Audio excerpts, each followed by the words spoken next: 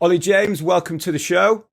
Hello, mate. You alright? I'm good, man. It is nice to do, although we are on Skype, it's nice to do one that feels like a local show. Like, it feels like there's a north. It feels like there's a north. It's northeast. good for finally doing this as well. Yeah, man. Yeah, I've been chasing Olly for a while. He's just a busy guy, so I'm glad that we nailed it down. We're on a Sunday afternoon. And are you? So where are you in? Whereabouts in the northeast are you? So I'm in Chesley Street. Okay. So most people won't know where that is. So how Close do you? to Durham. I was going to say, when you're touring, when you're in Holland or something, and people ask you where you're from, what do you say? What do you think I say? Newcastle. Yeah, it's like when you're on holiday in Maga. Where are you from? Oh, I'm from Newcastle, mate. Whereabouts? Oh, just Chesley Street. So yeah, nobody knows where it is, man. But obviously, I'm closer to Durham. But you have to say Newcastle because people just hear Geordie Shore and they know exactly where it is. Exactly. Right. Well, we'll get onto some other local chat and other bits and Geordie Shore chat later on. But we're going to jump straight in, and I'm going to take you all the way back before DJing, before producing, all that kind of stuff. I want to take you right back to your childhood, and I want to know where the first places that you were hearing music was. Was it a car? Was it your parents? I don't know if you've got older brothers and sisters, but way before you really got into serious dance music, what were the first influences in your life musically? I think the radio, to be honest. I think it was Galaxy FM at the time. They used to play a lot more dance music back then, dance remixes of pop songs.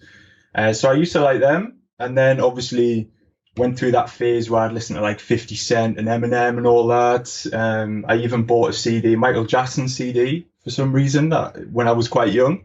So I just went through everything and then listened to a little bit of the MC, the MC Tazo and all that kind of stuff.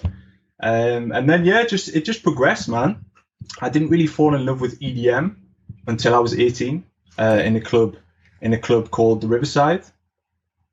Was the first one where I heard real big room music. So I kind of fell in love with that then. So I've been a bit up and down the genres over the years, but what was big when you were at school? What was the kind of was everyone into R&B? Was everyone into that Makina or the tapes of Tazo and all? What was big when you were 15, 16 at the time at school? Cascada, Bass Hunter. So actually, this is where my sound. I started remixing all these tracks. Right. Started remixing Bass Hunter, Sash, stuff like that, because when I was that kind of age, that's what was big. So I still get inspired by that kind of sound. I think that's the one that resonated most with me, was that kind of time. Did you? I think the Cascada stuff. Did you want to be a producer before you wanted to be a DJ? Were you interested more in how music was put together and editing it and taking it apart and putting it together again more than you were into DJing early on? Yeah, so the thing is, I would always class myself as a music producer. I don't think I'm a technical DJ or anything. I'm more of an artist who performs his own music. I'll never pretend I'm like a DOD or something who's cutting up stuff on the effects and stuff like that. But my progression was I wanted to be a DJ because at house parties and stuff, it was cool to be a DJ. But then because I've always been quite creative, I wanted to start making my own mashups and stuff. So obviously you start with mashups and then you realize that you can actually make your own music. You can change the drop on a song that you like.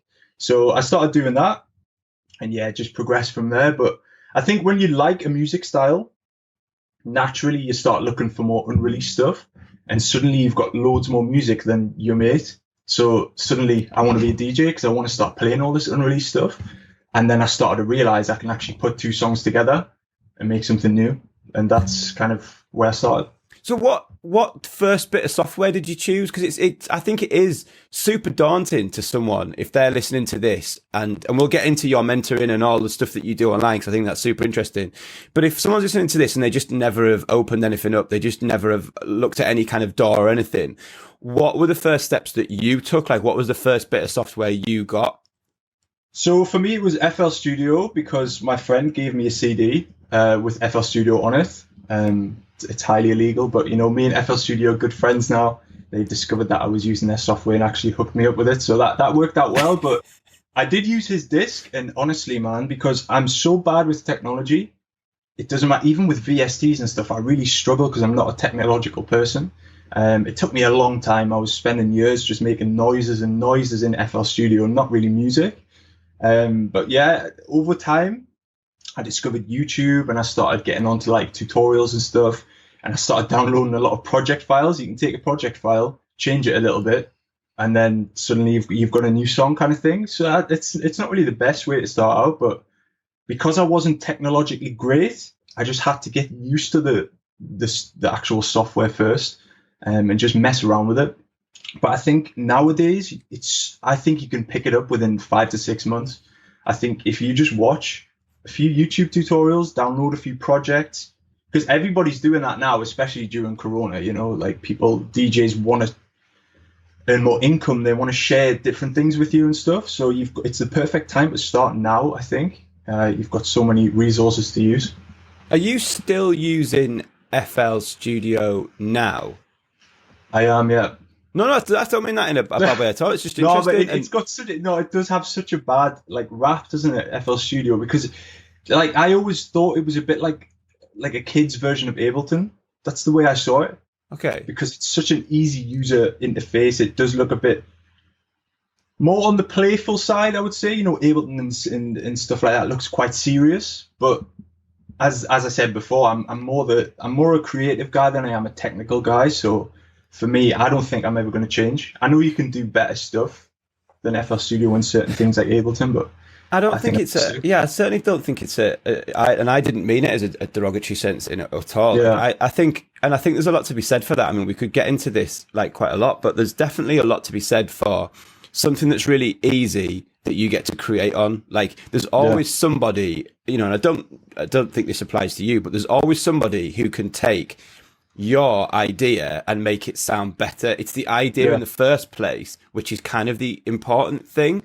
Exactly. And I think if something like FL like lets you get cracking, like I've never ever in my life opened up FL Studio. I've never had it, but what do you use? Well, I get all my ideas in Ableton because I think for me, workflow wise, Ableton is where I can like throw things in, chuck in loops, put in samples, and then I go and work with Maitland as an engineer, and he uses he'll put everything that I've got from Ableton, and he'll like discern what's good and what's bad and what ideas we like. Then we go into Logic because he just works in Logic. He's much quicker and he's flowing there.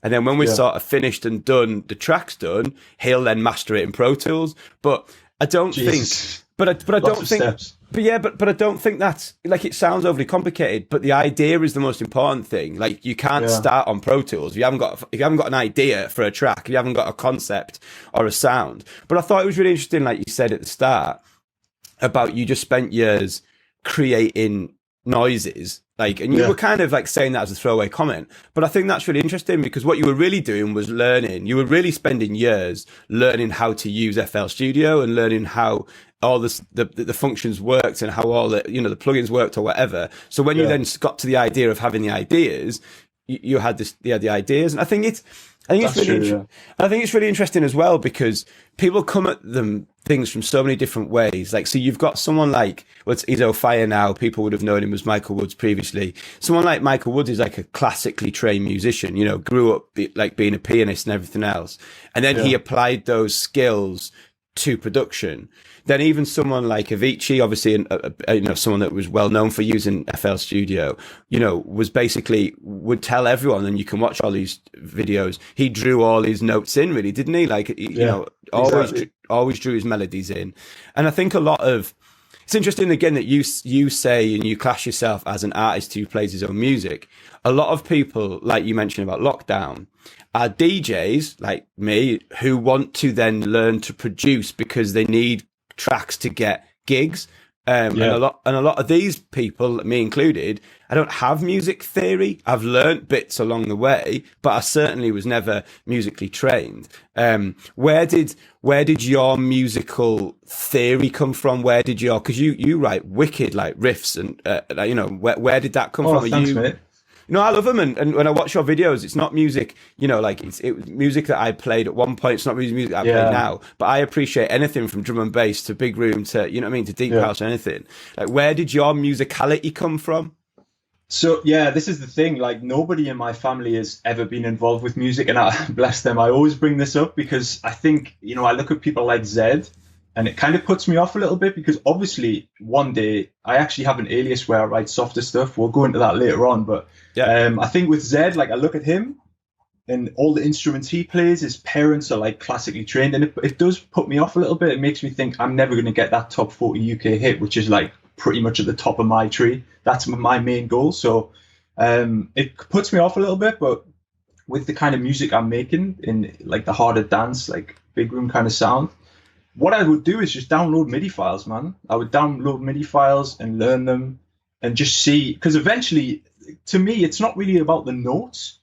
It's just about these bars in FL Studio and the piano roll. That's the way I say. I click them in as well. I always click my melodies in. I've got a keyboard sat there, which I'd used once. I bought a keyboard. I was like, do you know what? I'm going to start. Because I took 10 piano lessons, actually. They were €50 each in Holland. And, you know, I sat there, I tried my hardest to learn. I told them what I needed them for, and it just didn't work out, man. No, because it's a complete different ball game, I think. But then again, you've got guys like Disclosure, all these guys playing in these, and I just think, man, it does scare me a little bit. But they learned to play piano prior to learning to produce music. Exactly. You know, and again, like I can totally relate to that. I went to this really delightful woman in Heaton like every week for about like 6 months, mate, trying to learn stuff. Jesus, 6 months. And it was dedicated. But I just like, as I was learning scales and things, I was just going, this has no relevance to what I want, because I didn't have the patience. And like, even though I was learning and I was getting better, I was still going out and sitting with Mark, and we were drawing in chords, and then from the chords we were drawing in melody lines in that key. And then, like you just said, and for anyone who have never done this, a lot of the time you draw in your notes, like you just click in these holes, then you just move them up and down, and straight away and straight away when you hit a note that's not in the scale or something, you go, ooh, not there. But you know next time, don't you? You know next time not to hit this note, and that's the way it works for me as well. But yeah, I can also really relate to what you're saying about that musicality, about feeling.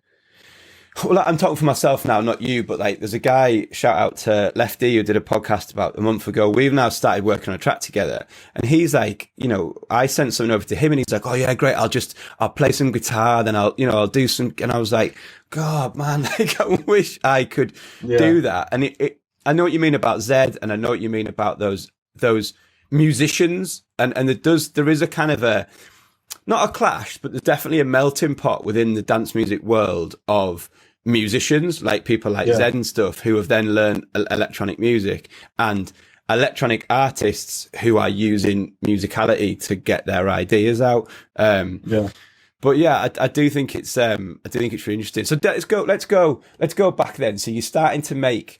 Are you making edits first, or are you just straight up trying to make original records? Are you putting them on SoundCloud? Are you making them because you're playing at mates' house parties? Like, what sort of age are we now? Are we like 16? Are we earlier? Are we? I think I was about 18 because I went to university actually to study business. I failed both years, too much partying and that. So basically, I was living by myself in student halls. And we used to have like pre-parties for a Sunday night at Tuk Tuk, Persistence. So we used to do like a pre-party for that. Shout out to Dean. I would shout out to Dean. So I was doing some like little warm-up gigs, you know, with me little tractor thing in the laptop. Obviously, I was just getting drunk and playing. It was just fun.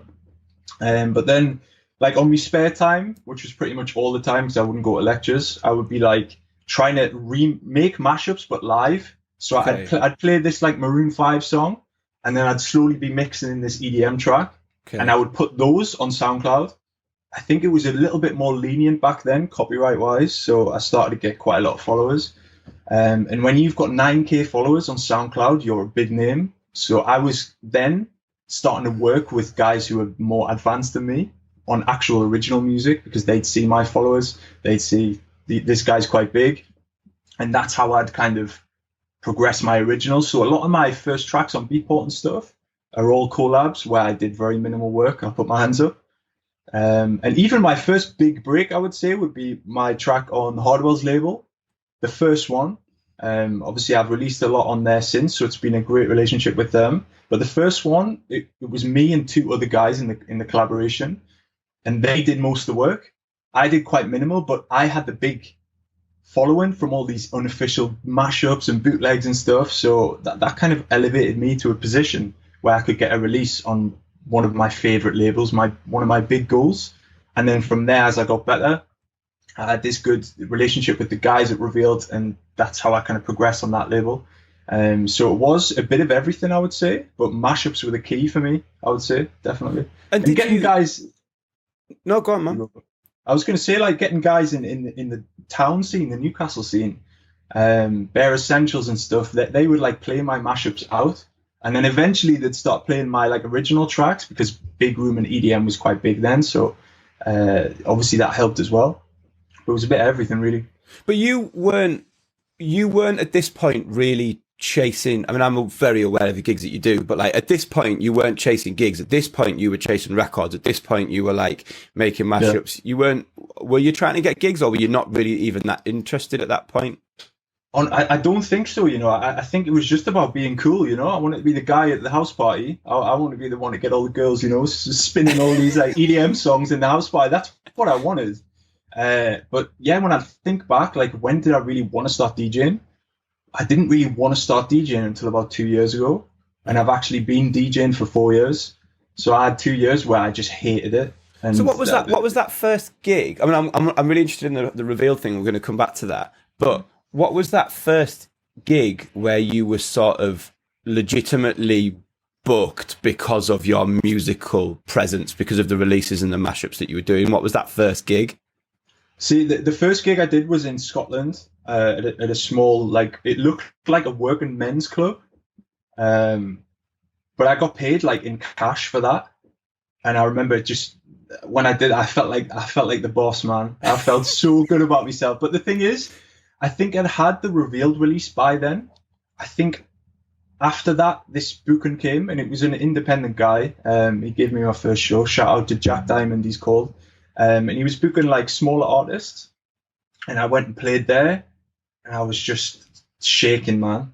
And that's where it really started, where the mental side started for me, because I realized I wasn't in the right headspace to be a DJ, because it's not just DJing like this. When you're booked as a, you know, it wasn't really a headline gig, but as a headliner, you have to be interacting with the crowd. You need to speak to the crowd. You need to be on the mic a lot. You need to move around.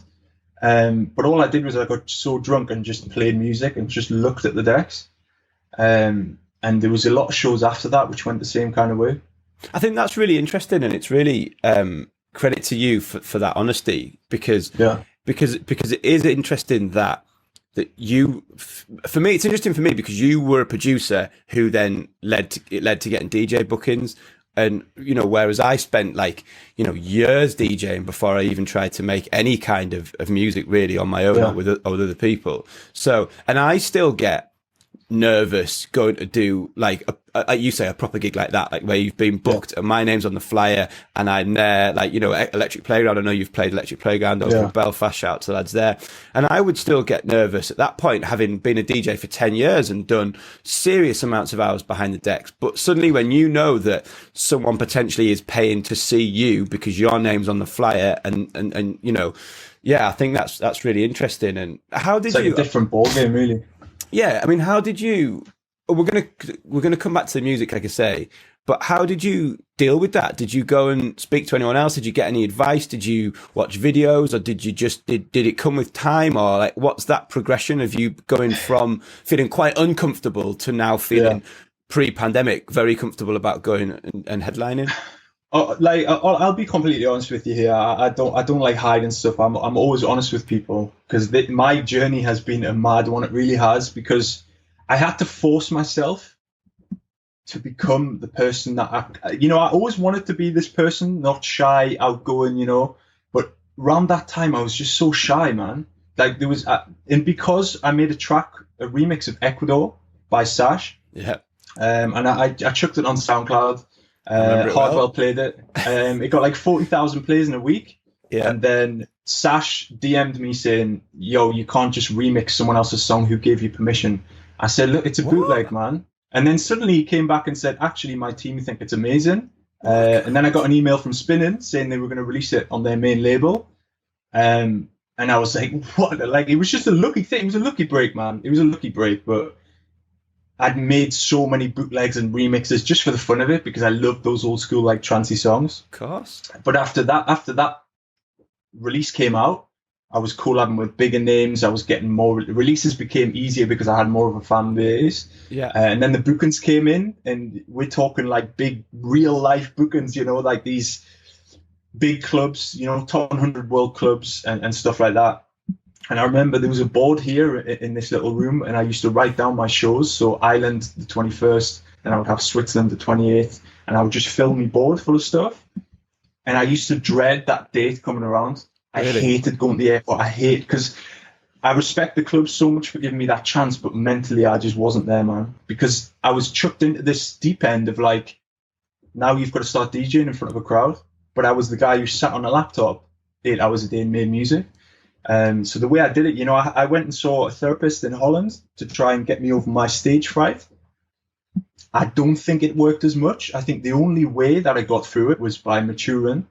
Obviously, as you get older, you become less shy. You become more outgoing, usually, I would say, and just experienced, man. But honestly, I would give anything to go back to those clubs and play now, because I would smash it there. I would smash it now, honestly. But back then, even one of the clubs it was in a top 100 club, actually, he said, yo, your guy is killing the floor. He has to play more hard stuff. But I put 20 songs on one USB stick, planned the whole set, and just DJ'd it. So I didn't pre-record it. So there was nowhere else to, there was nowhere else to go. You didn't have any, That exactly. And knowing that, 15 minutes in, he wants you to play hard music, but you know, for the past few tracks, you've got some like kind of funky trap music, which isn't what they need. Yeah. Was the worst feeling. And also the decks were here, and the crowd were like looking down on you. It was a weird kind of setup, but it's obviously, if you played it now, you'd love it, wouldn't you, with that kind of vibe? Yeah. But I just couldn't look at anyone, so I was just like this the whole time, shaking. I have this thing, like, and I'm not even sure I can ever remember it happening, but even now, like when I've been DJing whatever 15 years and stuff, like I think I worked out pre-pandemic that I've done over 10,000 hours in like the digital main room alone, like over the years. But like I still have this thing where like I think back now, if I close my eyes, I can visualize it, and I see like that full digital main room for Electrica or whatever on a Saturday, and it's like I usually look about a foot above everyone's heads, like just in case one person's looking at me going, "Fucking shit." And like, man. Yeah, and like I say, I don't think I've ever seen any. I'm not saying no one hasn't done it, but I don't think I've ever seen it happen. But like, even with 10,000 hours odd or whatever in that room, I'd still just be looking slightly above everyone's heads, like, and just be feeling like a little bit of level of anxiety. And did you watch that? Did you watch that Tim, like the documentary about Avicii?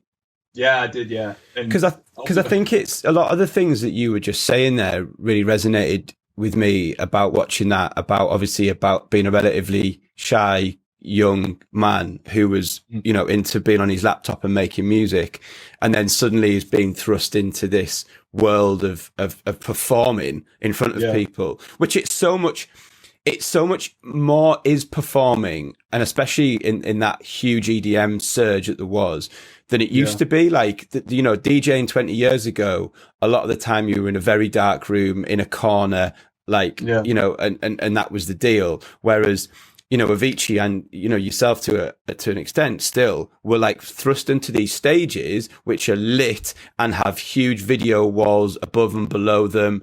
And you have cameras in your face. Now. Yeah. It's a performance as opposed to being a music selector in a corner. It's very different. And you can see how, and I've obviously been guilty of it as well, using alcohol to dampen that level of anxiety. And you can see how Tim, and even you mentioned it yourself, how you then fall into that trap of drinking a little bit to try and help it. So we'll go back to the music and touch on, like, how did the Revealed thing come about in the first place? How did that very first release come about on Revealed?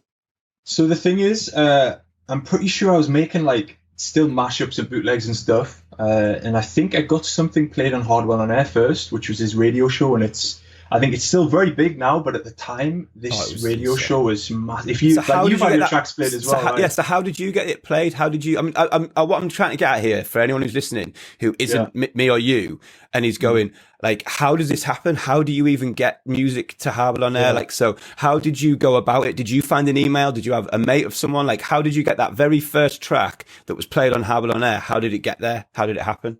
So the thing is, I really can't remember. Unfortunately, I think, but obviously back in the days, I'm sure you've got a big list as well of promo mails. Yeah. Where somebody had this, like Shaquille, by the way, he sent me one, and he sent me a list of like W&W Hardwell. So maybe it was through that. I used to always send my mashups and bootlegs out to DJs and stuff. So maybe it was through that. But because they had my email on file, they said, "Hey guys, we're looking for tracks for our Miami sampler." So I was like, fired all my tracks. So I had like 6 tracks of my own originals, and then this one collab. And obviously my originals were just whack, man. They were never going to sign those. But this one track, they were like, "Yeah, we want to sign it." And after that, man, I was just so happy. Like nothing could bring me down at that point. And where does the is it Bass Jackers, the guys that you really, who are the guys that you really got in with? Blaster Jacks. Sorry. How did that come about? Because I know that was a really big turning point for you as far as like, did they take you on to manage you? And yeah, so basically I used to, as I said before, I used to send music out, but I think this was after the Revealed release. I would be sending probably 2 tracks a week out, because I wouldn't just be making solo tracks. I'd be collabing with other guys with similar follower amounts. So I'd find other guys and say, "Let's make a track." I make the breakdown, he makes the drop. We've got a track within a day. So I was firing out pretty much 2 tracks a week at that point on SoundCloud, minimum 1 a week on SoundCloud, I'd say. And I would send them all to Blaster Jacks first through the promo mail, and they would play at least 1 or 2 tracks of my track every single radio show. amazing. So basically what they did was they dropped me an email or something saying, "Hey, have you got a manager?" And at that point I was like, why would I need a manager? I didn't understand the whole point of it, right? And they said that they really like my music and they're going to start a management company. So they basically said, "We're going to fly you over to Holland." So I took my first ever solo flight. You know, I'd never flown alone, always with my mates and stuff like that on holidays and stuff like that, but never gone by myself. Basically went to Amsterdam, met my manager, my current manager, went to Blaster Jacks' house. Bearing in mind, Blaster Jacks were one of my biggest heroes, you know, these guys, the same with Hardwell and all that. So I was just shaking at the door like this. "Oh my God, I can't believe this is happening." But basically they signed me to their management company. Then they started their record label Maximize as a division of Spinnin'. And I've released a lot of music with them. And obviously Blaster Jacks are now really good friends of mine. So that was a big help. I will say that was a massive help, because being a lad from the UK and specifically the Northeast, making that kind of music, it's very tough to make it out. You know, I'm making European music and Dutch music, Dutch music, and in the UK, it's always been about the deeper stuff, I think it's fair to say. So obviously that was a big branch out into the big wide world, I would say, of the dance music scene. And from there, they hooked me up with a good booking agent and stuff like that. And that's when those shows came. As far as like a manager goes, and again, I'm attacking this from the perspective of someone out there listening who doesn't have a manager and doesn't understand the industry the way that you do now. Yeah. Should people be looking for managers? Should you wait for a manager to come and find you? What does a manager even do for you as an artist? So yeah, my manager always says this, because he's done multiple talks and stuff at schools, and he always says that you can't really look for a manager. You need somebody to find you. A manager basically does all the dirty work that you don't want to do. So it's negotiating fees and stuff like that. So a guy like me, if I'm in a shop and something says $2.99, I'll pay $2.99. I won't ever try and get a discount. But my manager will always fight to get that extra penny, you know. And he's a Jew. He says this. He says he uses his Jewish abilities, to get the most amount of money out of stuff. So if I've got a collaboration deal or something like that, or with a songwriter, he'll always get the best deal. And with him, he had a lot of contacts that I didn't have. So if I had a track that I wanted to send to Armin van Buuren, he could send it for me. Obviously nowadays, I have my contacts myself. Like I've earned my contacts by myself, but he still does a lot of work in regards to vocalists and things like that.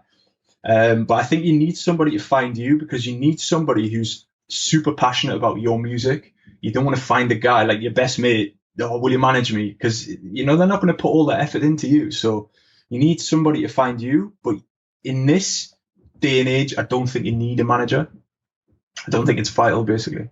Yeah, no, I think it's interesting, and I was asking you that, like I say, on behalf of people who might not get it. And I think the one thing that I pick out from that, like I run a little management thing on the side now, and I find young kids that I like look of. I like the music and I want to help them. At the minute, I'm only really looking after one guy. Shout out to Mus. He's like or Moose. He's MUUS on Insta and stuff, and he makes kind of tech house. He's had some good releases, but I found him, just hit him up. He's in America. We chat. But one of the things that I sort of said to him right from the start was, yeah, I've got some contacts that you don't have that I could help you with. But really what I'm there to do is be the middleman, so that you don't have to, I can say things to record labels, to booking agents, to collaborators that you don't want to say. You get to still be the nice guy. You get to be the nice, artist. That's what it's about, yeah. And I get to say, no, like his name needs to be bigger on that artwork, and we don't like that, and we want 50. We need a different royalty level on that deal, and that's I think the contact is really important. I think that doing the dirty work, as you put it, is 100% on the nose.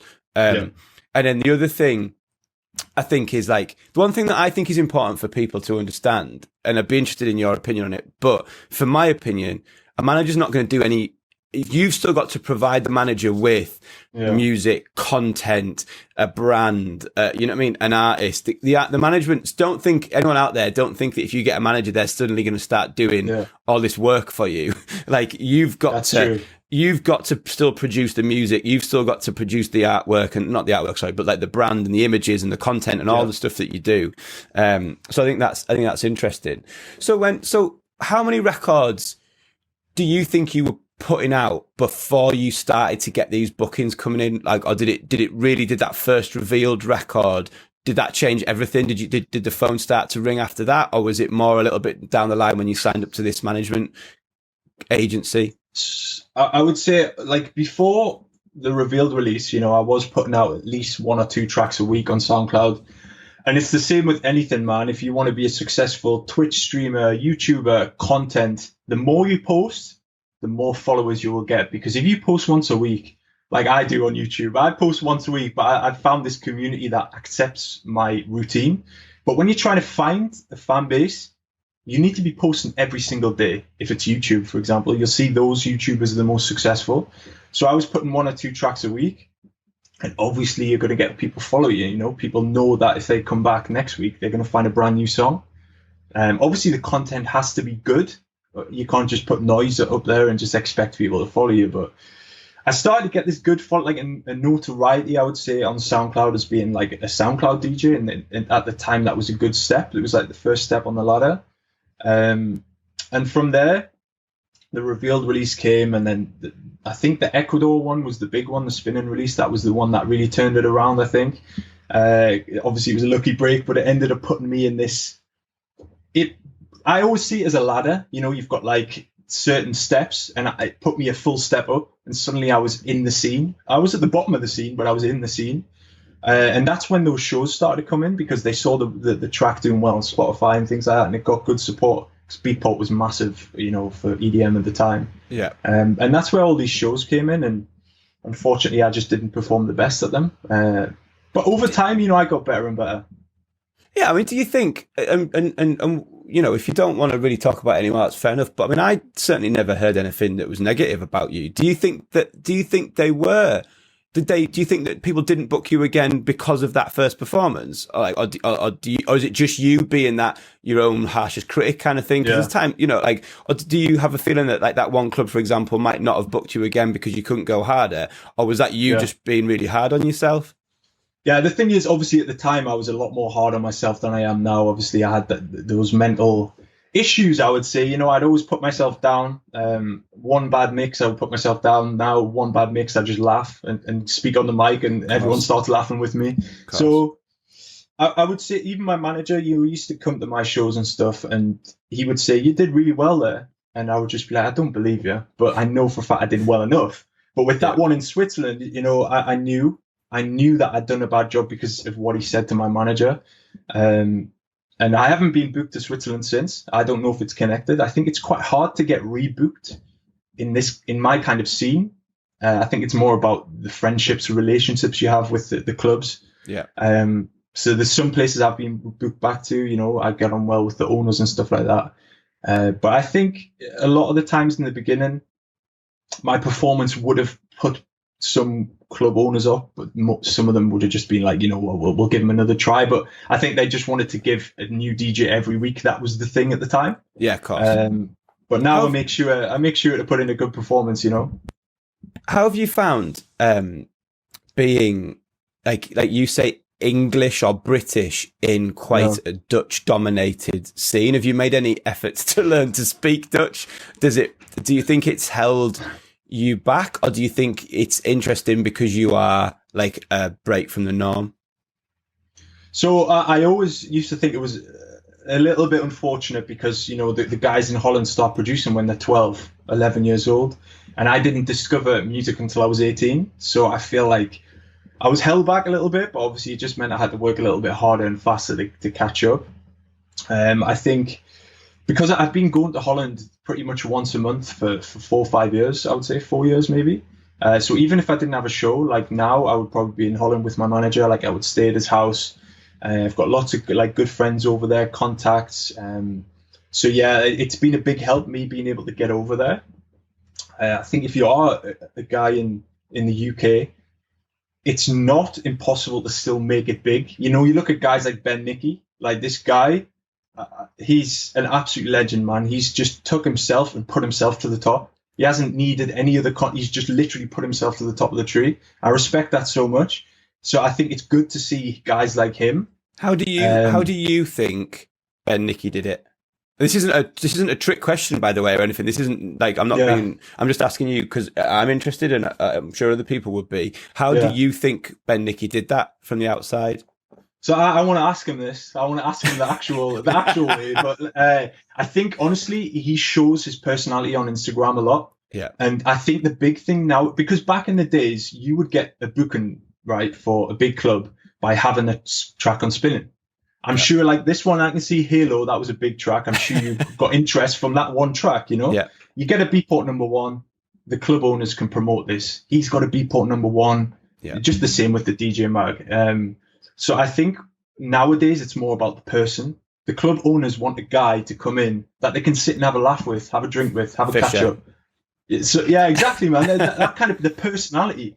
And I don't think like Bennikkis was putting anything on. I think he's being his actual self. Yeah. The way he is if you saw him in the pub, and I think people, especially in the UK, really resonated with that personality, and he wouldn't censor anything on Instagram. He's posted some funny stuff, and I think people love that, and that's kind of what helped motivate me to become more, because in the past, I would finish a show in China and I would just go back to the hotel and go to sleep. Now I stay until the end of the club. I want to party with the club owners and stuff. I just want them to get to know me as a person. Yeah. Because that can be a bit of a laugh. I'll chin loads of tequila and stuff. Like, you pass me a drink, I'll drink it all, right? And they love that. They love somebody who is just down to earth, and they'll just sit and get pissed with them. They don't want a guy to just play the amount of money that they pay in China. They don't want to pay this guy that much, and then for him to just go back to the hotel. So I think personality, if show your personality nowadays, it's super important. Yeah, no, I think that's a hugely important point. And I think on the Bennikkis front, I also, without being like super involved in that scene, what I really like about Bennikkis is that the way he's carved out this ability to play everything from sort of big room to psytrance to classics to hardcore. Like I really like the fact that he's kind of made that acceptable, like that I'm not always saying in one set, but he will span a huge amount of music. And I think that's wicked. So if we go back to about this time last year, so sort of fresh as sort of time last year, like September, October time, what were you looking at in those in those next 6 months or so, 5 months or so, until we had that shutdown in March? What was your diary looking like? What was your release schedule looking like? Just talk us through it. To be honest, my diary was the most full it had ever been. I went for a meeting at the Revealed office, and they said that they're going to put a world tour. So they were celebrating 10 or 20 years or something. I think it's 10 years. And they were going to do shows all over the world. And one of them was Ministry of Sound in London. I have always wanted to play one show in the UK. Like, imagine, like, I've traveled to some crazy places. I love Asia so much. Like, Asia, I absolutely love going to Asia. But all I wanted was one show where I could just get a train. You know what I mean? Or drive. And this was that chance. And I started telling all my mates. I was like, boys, I'm going to be playing in London. I told Dean. Dean was like, oh my God, we're all going to go down there. So I was like, this is it. This is what I've been waiting for. And then I was like, I best not tell any more people, because usually when I celebrate something, it just disappears. And now I look like a fool. So Corona happened. And when was that supposed? When was that show supposed to be? When was that? It was June. June 22nd, I think. You know, so, bang in the middle of summer. All my mates were going to come down. We're going to have a party in London. It makes me want to cry, to be honest. I mean, I was so close, you know. And what releases did you have from this point until sort of January? Like, did you have quite a few big releases that came out like at the back end of last year? Like, this sounds stupid, but I can't really think, because I think I've got, for the past few years, I've been lucky enough to get one major release a month. So one on Spinning, then one on Revealed. Yeah. I've been lucky enough to do that. But I will say that over the past few years, I fell out of love with the big room sound. So actually, over lockdown, you know, this is one of the good things about lockdown. I transformed my sound. I've got a completely new sound now. I'm taking the big room kind of production quality, so those like high-end sounds, mixing them with techno, mixing them with hard trance, all the rave, because rave is such a big thing now. You know, I wanted to capitalize on that because I love rave sounds. I love acid sounds. I love 303. You know, I love all that. So I've combined those two things together to make like a new sound. So I've been lucky in that sense, because now when I open the laptop, I'm absolutely buzzing when I'm working. In the past, I was just looking at what was released on the label and trying to copy it. Yeah. If you look at my releases on Spotify, my top performing ones, they're just all completely different. There's no resonating sound between them. And I think I realized that nowadays, if you want to make it as a producer, having one sound can really put you on like a different level, because people will think, oh, that's Olly James sound. So that it gave me time to completely transform myself. And now the releases that I've got coming out now at the end of Corona, hopefully, those are ones I'm really, really passionate about. So let's go back, and I want to come back to this. You're like the sound that, you know, you're pushing, but let's go back to like sort of March then in this year, when we all got, you know, shut down and stuff. Do you remember the last gig that you did? What was the last gig that you did? Honestly, can't even remember. Like, I can't even remember when lockdown started. Like, it's been such a so in the middle of March. March. So what have you done? What have you done in those 6 months? Because you talked about some online. Were you doing this online coaching and stuff before lockdown? Like, what have you done in? So actually, I'm thinking about now. I think I just came back from a China tour. I think I actually went for 1 hour set. I traveled 40 hours for a 1 hour set in China. I went by myself because obviously financially, I love to have somebody with me, a guy to take the cameras and look after me, you know, so I can get drunk. But this time I just went by myself because it wouldn't make sense to pay for another guy's flight. And then when I got back from there, I guess I'd been home for 3 weeks, a month, and then it started to kick off, I guess. But over the 6 months, I've been doing a lot of online stuff. I've been lucky enough to have a full-time job. It's became a full-time job now. People have more money to spend because they're in the house, you know, they want to learn. So I've been able to offer my skills to them over Skype and stuff. But I've been doing this for probably 3 years. Because you've been doing walkthrough videos and stuff for ages, right? So it hasn't been that like lockdowns started, like Corona started, and you went, I've got to do all this different stuff. You were already doing this stuff prior to it. You've just accelerated it through the last 6 months.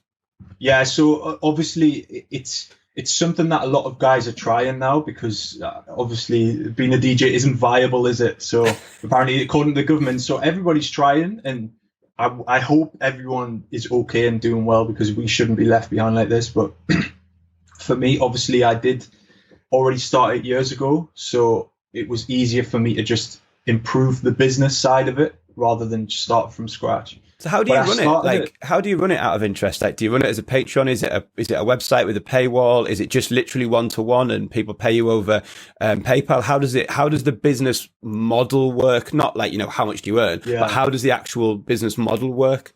So it's a Patreon, right? Because I went on YouTube and I was watching a tutorial, and the guy said, had a Patreon link in the description.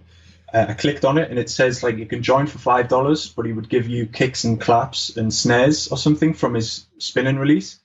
So I was like, I'm going to start one of these. So I put some time into it. But the reason I started it is because my shows weren't regular. So I wanted to have a regular backup income. Yeah. I was expecting hopefully £100 a month or something. That's what I wanted to earn. But then as soon as I started it, it just went big money straight away, and I was like, what? Like, how isn't other people do it? Because the unique selling point I had was I have a track on spinning. Yeah, I'm going to give you all the sounds from the spinning track to use in your own songs. Give me a $5 a month, and that's the business relationship we had. But then obviously with the walkthrough things, my manager told me to do YouTube. I didn't want to do it at the time. I was still that shy guy, if anyone wants to laugh, go and watch my very first YouTube videos. I'm talking like this, and then I move the kick, and then I put the clap, and it was just hard to watch for people, I think. So with that, I recently turned it into an exclusive thing. I can put a preview on YouTube for anyone to see, but if you want to see the full video, you have to be one of my Patreons. And obviously, I want to make a website and stuff, but for right now, Patreon is working well. They sign up for whatever tier they want. Do you want to Skype with me for an hour? Do you want me to work on one of your tracks? That's a new thing I've been doing, because obviously I'm a music producer. So if I can get paid to make more music, that's fine by me. And there's lots of different options there. And it's actually allowing me to buy a house with my girlfriend now.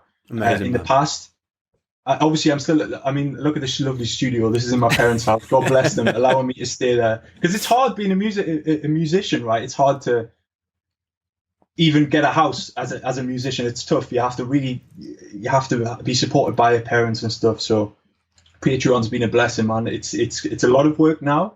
Obviously, I'm Skyping a lot, but it's helped me grow as a person. I'm actually getting a buzz from helping someone, and I'm becoming more comfortable speaking to people online and things. So it's just been amazing for me. Well, that's wicked, man, and all credit to you for doing it. I think one of the reasons I wanted to start this podcast, it's slightly moved away from it, although I'm retraining my mind on who I'm going to ask and everything else. But one of the reasons I wanted to start this was to show behind the scenes what people do, because most people that I know in the music industry who if you just looked at them on Instagram, for example, and you may be different to this because you may talk about it on Instagram, but most DJs who I know, you would look at them and you would only think that they were a DJ.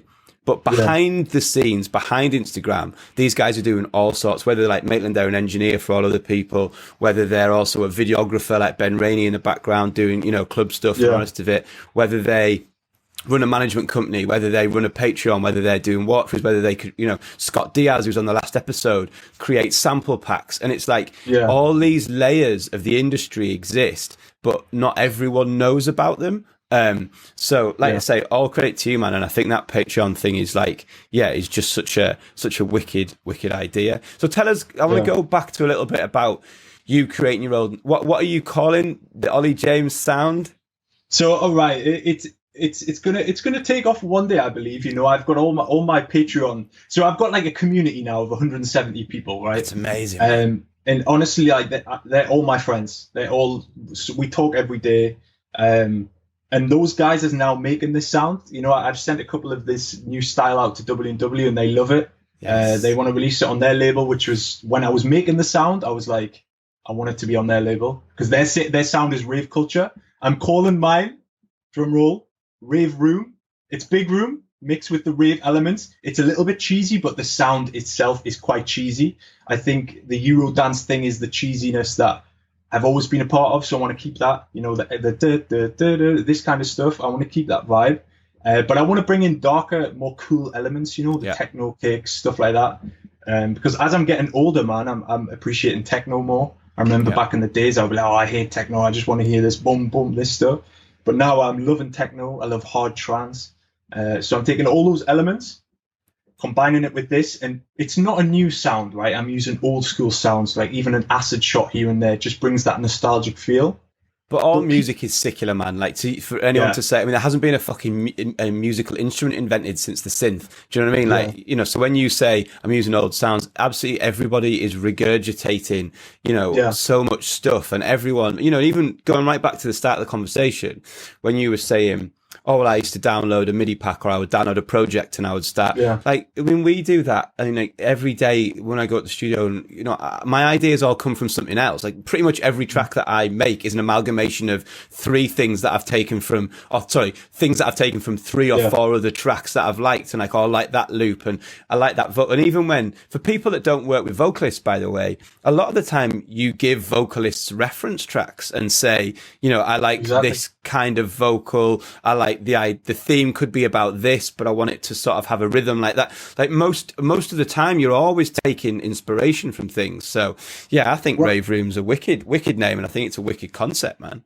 Yeah, what I would say, like, for somebody who's maybe an established, they started to get a few releases, they're kind of stuck, because obviously when you get a name for a sound, it's hard to get out of it. So I could not, because what I did, I wanted to make future house, I wanted to make bass house, I wanted to make deep house, I was making pop music, everything. But then Spinning A&R basically told me, what are you doing? Why are you sending us pop tracks? You're a big room producer, make big room. So that's where the kind of my alias came from, to start doing the softer stuff, because I love UK music, deep house, you know, piano house. Are we going to talk about that? Can you? Yeah, we can do. I can't remember what I was about to say then. What was the question? No, it's fine. No, I mean, it's led on to what I was going to ask you about, which was like, do you want to talk about that name? Even if you don't want to talk about the name, do you want to talk about the process of how you're doing it? Like, are you doing the camel fat thing where you've got artwork with no face on it? Would you potentially one day want to perform as this alias, or are you just doing it because you're a music producer and you need to get it out? What's your thought process behind this alias? So, yeah, man, like basically with the Holland connection, obviously I was in Holland a lot. They used to put me in the studio, a nice studio in Amsterdam, with a singer, maybe a songwriter, a couple of other producers, and we would just make music. I was forcing it. I was completely forcing it at the time. It was just like, if future bass is cool, try and make some future bass.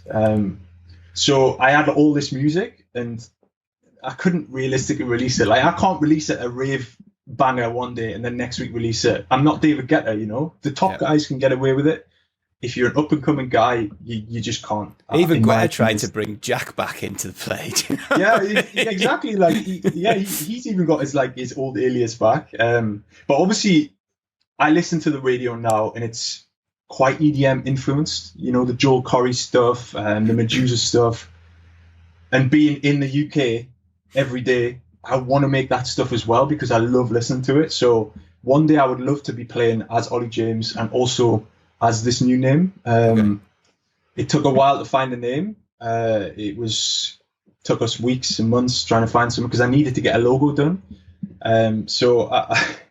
It makes me cringe a little bit, but honestly, it comes from a good place. So the thing is, the thing we've gone with so far is NCL, because every time I come home from a tour, I look on my boarding pass, it says NCL. That's the best feeling in the world. If you've been on tour for 2 weeks, you come back and that's it. Obviously, I don't live there, but it feels like home, you know? Well, I think that's wicked, mate. But you know Righton, Henry's from Righton. He's just changed the Y. Oh, really? He just changed the Y to an I. He's done it smart though, because when you Google NCL, all you get is Newcastle stuff on Google. So that's something when you Google Felix Leiter, all you get is James Bond. I'm a moron. Do you know what I mean? I had like thought half you an were called hour. Felix Leiter, man. I thought your real name was Felix Leiter. No, I had like half an hour in the digital office about 12 years ago because I was doing Mondays, and they were like, we need a different name for you to do Saturdays as. You've got 30 minutes because we need to send the flyer to print. And I was like, I think I'd been watching an old Bond film the night before or something, and I was just like, but now, I mean, and I would like to say this to anyone who's listening, I was retarded. Like, Dean's the master of this, like, by the way, of like finding a word or finding a name and then changing a couple of characters or changing a little influence on it so that you are completely unique across Insta and Twitter and all that kind of stuff. And all I should have done is used Felix as the first name and something else as the surname. But I was too lazy and too stupid to know any better. I mean, in fairness now, after, you know, whatever, 12 years of it and stuff, like, you know, I don't think it makes that much of a difference. But if I was starting from scratch again and I had to come up with an alias, I think, which goes against what you've just done, I think I would try and use those Dean tricks of everything else. But no, I think that's something I need to look at. That's something I need to look at, obviously. Now, recently, the music I've made for that alias is getting pretty decent. You know, I'm working with other guys from Newcastle, Jerome Price, for example. We've made a good little track. I learn a lot from him because he's doing what I want to do with this alias, but obviously he's here and I'm at the bottom. I'm starting from complete scratch. He's mint, man. And if we can get that first spinning release, that's, you know, my aim. I need the name to stick, because once you get that release, I've had it with Olly James, like, that's it. Your career kind of starts. I think it becomes easier then. Why? But if you got a deal with spinning, why spinning? Like, why? Because obviously, like, Jerome's released on Perfect Havoc, and is it another one that I'm not thinking of? But like, why have you got an exclusive deal with spinning? I've never had an exclusive deal with anyone. I felt like it always held me back, because as a new artist, why would they sign a track from you when they can sign one of their own? But with me, because I've got that connection with spinning from the EDM stuff, I find it easier. You know, I go to Perfect Havoc with a brand new name and nobody. I think it's going to be pretty tough. Obviously, with Jerome on the track, you know, my name's second, it becomes easier. But if it's a solo track, I feel like, you know, I have my contacts in spinning. It does some really good, like, pop stuff. They have some really big hits as well. Have you noticed a difference in spinning since it's been taken over by Warner? Because you've been working with spinning for a long time now. Like, I mean, this is a proper inside industry geeky question. But have you noticed a difference working with them in that time or not? See, I don't think I've noticed a difference working with them, but I've definitely noticed a difference in the sound. You know, it's really more about the Spotify stuff. In the past, they would be a little bit more open to a harder track, a club track. I think over the years, especially with what's going on right now, I think the club tracks are just going to die out a little bit more, and hopefully they'll come back, you know, when clubs open and stuff. But I think spinning releases just some crazy Spotify stream tracks, right? They do really well, lots of covers and stuff. So yeah, what's that? Is it Pickle or something? Like it's. I think for them, it's really about the Do you know who that is? Nah, no idea. Do you? No, man. It's a couple of. See, I think it's got to be somebody established, though. It's really good, well-made stuff. Like, I was talking to Alex Whitman's totally onto this. Like, Alex Ross, who you might, like, you know, you've seen, but he's like on whenever he's always chatting about it. And I don't know, I don't know who it is, but it's got to be someone who's pretty good at making music. But like the music videos that they're putting out and the content, it's high quality videos as well. So it's got to be somebody with a decent budget who just doesn't want to be seen. So we've kind of covered a lot of these bases, I think, but I'm going to ask you, what are the plans for, obviously you've got your Patreon stuff, right? That's wicked. It's banging. It sounds like a really great community that you're really investing in time wise. And that's generating you an income, which allows you to be an independent artist, which is phenomenal. Yeah. So as an independent artist, you can answer this from the Olly James point of view and from the NCR point of view. What's in your head at the minute? What are the plans for the next 6, 12, 18 months? How long do we think, you know, the corona thing is going to affect the music industry? Are you holding releases back and stacking them up? Are you just wanting to get music out? Like, what are you looking at in the next 6 to 12 months? So obviously, as an artist, I think it's important in EDM to release one track a month minimum, because it's not like for example, some of your tracks will have a lot more of a longevity than mine. You know, on Spotify, they'll be much more easy to listen to. Mine is more about the clubs, the festivals. So I need to keep on top of that. I need to keep my name relevant. Also for the Patreon thing, I need to be relevant in order for that to be a success. Yeah. So it goes hand in hand. I'm holding a few releases back. The new sound, the real new sound, because I just don't want them to be wasted almost. These are real club tracks and festival tracks. So I want them to do as best as possible. And really, one day I want to start a label for my community. You know, they look up at me, which is amazing. I think it's really heartwarming to see. But they're making the sound that I'm making now. So what happens when you get lots of tracks in this new style? I want to start a label for them. I want to give them a chance. And from then I would love to start like doing events. Obviously not in the UK, but you know, places where they're receptive to that style. So in Europe and stuff. But yeah, it's just now about trying to balance this Patreon thing with trying to be an artist under two aliases. So it's just non-stop music, to be honest. Mate, you are the Jay-Z of Chester Street, and I say that with I say that with all respect. That is, you know what I mean. I love how you're tying in. Mate, I was just like grinning from ear to ear when you were saying, I think I'm going to start my record label because I've got all my Patreon tracks to release, and then we bring that back. You know what I mean? And I love that you're like knitting together all the business of the music industry. Yeah.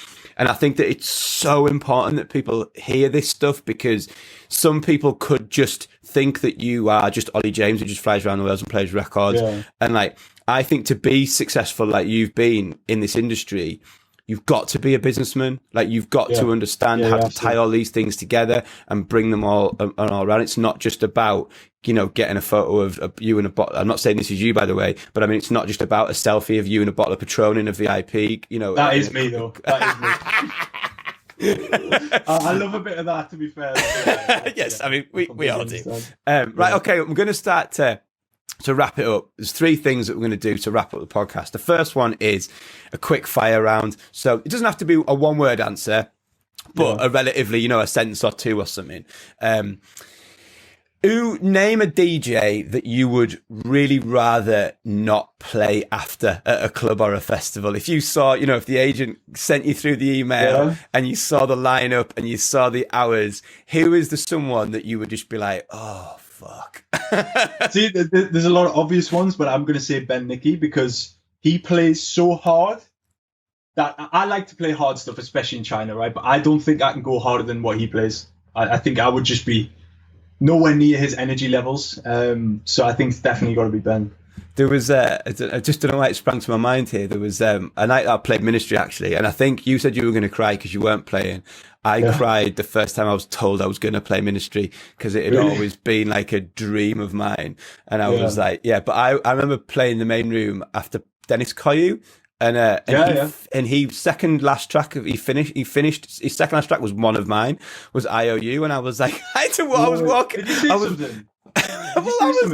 Not really. I was like walking into the booth and I was like, that's my record. Anyway, first, I think you've answered this, but I'm going to ask you again. First club you went to, like what was the first nightclub you went to? I suppose that could have been an under-18s night if you did go to one, but what was the sort of first nightclub that you went to and was like, Jesus, this is fucking great? It's got to be Riverside, man. I used to go with my mates. Obviously, we all turned 18. I used to go to Durham and stuff underage, you know, but an actual Newcastle nightclub, it was 18 because I didn't want me fake ID to get taken, you know. So we had to wait until we were 18. But it was Sandro Silva Epic, that song, bump bump bump bump. This and the bass in those speakers. I used to buzz. I used to go every Saturday. I think it was on every Saturday and hope to hear that song. Jay Stone, he always used to play this mashup, and I was like, this is it, and I would just listen to it, and that's what made me fall in love with the sound, basically. So it's got to be Riverside. It's probably, you may have just answered the next question then. So the next question was going to be track that really influenced you. 100% that song. Right, Sandro Silva Epic. And I started to realize what I liked. So I didn't really like the Dada Life kind of drops, electro. Yeah. I liked just fat sub bass and like ones you could feel. I used to get sort of empty, like so sort of empty and all basic, just boom boom. And I think that's now why I really like hard techno, It's very much like the fat bass line and quite minimal, synth elements. So it's got to be that track, man. Favorite club that you have ever played? So there's a lot of clubs in China that aesthetically are insane, but I would say Thompson's has got to be the one which makes me, because I've never played a show where people mosh pit and like run into each other for every drop. So I drop a track, boom, drop another track, and you're looking down on them like from the DJ booth. And honestly, man, have you never seen that? Have you never seen that video of me when they pull me out at and they just oh mate, I'm going to send you it as soon as we finish recording. So you've basically just articulated what I said. So they pulled me out at 2:00. So it finishes dead early, right? I just played my set. In fact, I think I'd finish and they maybe put someone on for half an hour to play Psy stuff because I don't play it. And they pulled me outside and just stuck this camera in my face. Mate, I can't believe you haven't seen this video. I'm going to send you it. And I'm just there just going, it's like a rugby scrum in a building. Yeah. And I'm just and it's a fucking Tuesday night. And mate, well, I don't think I'll ever play a club like that again. It's honestly just people running into each other, but it's so fun. Because it's the vibes there, man. Everybody's vibing the same way. Well, shout out to Jason, Callum, and all the Electric Playground lads, because Thompson's is amazing. A DJ that you just really love to warm up for. So, let's say we're getting out this Corona thing, and you get your email in, and it's for a festival or it's ministry maybe. Who would you just see that you're on before them and just think, oh, that's just going to work so well. I'm so excited about playing that warm up set, and then them coming in, changing over, and being part of it. I would say Hardwell on Hardwell's return. So let's say theoretically he comes back. I want to be the guy warming up for him because for a fact wherever that show is, it's rammed front to back. People will be spilling out the door. That's obviously, I think everybody's waiting for that to happen. I don't know if he'll ever come back or not, but I think that would be the one. Well, yeah, I think that would be the one. I'm gonna put in just a sort of to phrase this question because it's phrased slightly differently for most DJs who play a different kind of music to you. So I'm going to slightly rephrase it. Let's just say that timing wise, you'd been on at Ministry and you were closing the box, and that was that show where Dean and everyone had come down to. It was the Friday night or whatever. It was a revealed show, and you were on closing the box. But Boris had made the announcement, right? So let's just say it was that Friday in March, right? So you're going to Ministry, but you know that the Ministry is going to close after your set. It's going to be closed. What record do you play to close the box at 6 a.m., knowing that the Ministry of Sound is going to close down for however many months into the future? What record do you play to close it? See, with my kind of music, the cheese definitely pays off, the commercial stuff. So what I like to do, even because nowadays I'm playing a lot of 150, so it's really hard stuff, like real rave music, I'll always end on Reload, the Tommy Trash track with the Avicii vocals on it. Now, I bet a lot of producers out there turning their nose up at me like, oh bro, what is this? But when you play that, no matter who it is, people just love it and they sing along because it's got the nostalgic feel of Reload, but it's also got the Avicii vocals on it, the Wake Me Up vocals, and it always does amazing. No matter where I am, I always do it. Amazing, man. It always works out. That's a great answer. Okay, so then the second last thing we're going to do is I'm going to ask you to curate a dream gig. So again, don't stress about it. It's just in the moment. But I want you to give me a venue. It can be somewhere you've played, somewhere you haven't played. It can be a club. It can be a festival. It can be generic, like a small room, a big room, whatever you want. But this gig can take place wherever you want. And then I want 3 acts. There's not so much a warm-up, a middle, and a headline. It's 3 co-headlines. It can be back-to-backs. It can be individual artists. It can be bands. It can be live acts. It can be whatever you want. It's just an Olly James kind of dream gig. So where are we going to have this dream gig? It's got to be Ibiza. That's probably my biggest goal. With my music style, unfortunately, I'll probably never touch the island of Ibiza to DJ. So I would definitely have it there. Acts-wise... You can play if you want, Styles. or you can be. I'll be playing. I have to play. This is my only shot at Ibiza, man. I'm playing. Darren Styles, because I think his old stuff and new stuff's amazing. W&W, I love them. And can I have an MC? Yeah. I want to MC Tazo as well. MC the whole thing. So what club in Ibiza are we doing? See, the thing is, every single club in Ibiza is just next level. You'll not experience the same kind of thing. So I'd probably have it on the beach, a beach festival. Amazing. Let's shut the whole place. We'll have So a beach festival with Darren Styles, Olly James, and W&W, I think. W&W and Tazo. Wicked, man. Okay, so it's a bit weird, but I think it would go off. If people want to find out more about you and your music and your Patreon or whatever, hit me with some links, some things to Google, just anything that you want people to go and if they're listening and want to know more about you, what can they search to find you? So on Instagram, it's Olly James Music, I believe. You'll find everything on there. That's my most active. It's the same for Twitter and Facebook, Olly James, but I think Instagram's the best for me. Connect with people. I can message people and stuff easier. So you'll find everything there. Nice one. And to finish off, I want you to give us a play out track. It can be one of yours. It can be something from the past. It can be something brand new. It can be whatever you want. Use it to promote your music or use it to just reminisce about something. But I want you to introduce the title of the track and then tell people why they are going to hear this record to play out at the end of the podcast. So I'm going to plug my own song. I've just released a new track. It's not as raj as the new stuff I'm going to be releasing. It's quite groovy, big room. It's called Shine. It's on Maximize and Spinning with a guy called Asko. He makes really groovy stuff. I think you'll appreciate like the bass line. I took his bass line, stuck my EDM on top of it and made this like kind of different style track. So I'll definitely want to play that. Nice one. It's been so great to catch up with you, man. See you soon. Yeah, see you soon, bro.